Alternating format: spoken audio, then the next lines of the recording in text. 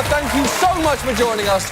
Just time for a quick recap of the week, and it was, look, particularly grim, with yesterday's anti-Semitic attack leaving 11 dead at a Pittsburgh synagogue. This was just days after an apparently racially motivated shooting in Louisville and a series of package bombs being sent to prominent critics of Donald Trump. It has been a time for sober reflection, or, if you're Fox News discussing those package bombs, a time for wild speculation, because before the suspect was even arrested, they were giving airtime to a truly ludicrous theory. You talked in your notes earlier about the potential that it could be a false flag. We cannot rule out that it's a false flag operation. I feel these are false flag bombings.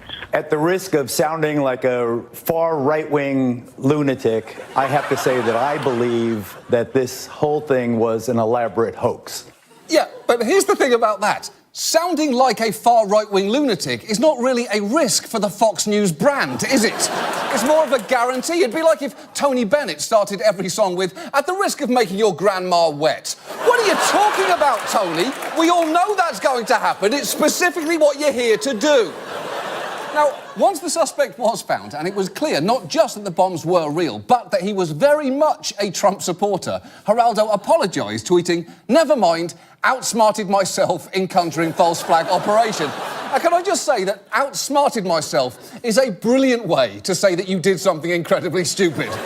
Wow, I really outsmarted myself this morning when I accidentally ate kitty litter instead of grape nuts. I remember thinking as I chewed the clumps, I truly am 2 steps ahead of me.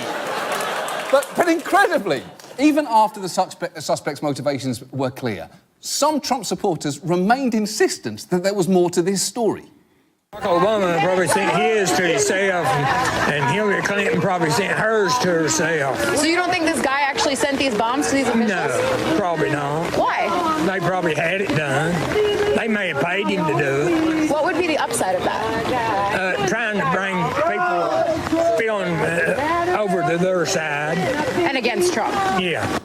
OK, I got it. So Obama flew to Florida, mailed a bomb to himself in Washington, then flew back just in time to avoid it, all to frame this guy. Now, I'm not saying that that man's theory doesn't have any holes in it, but at least we can all agree he really outsmarted Geraldo Rivera.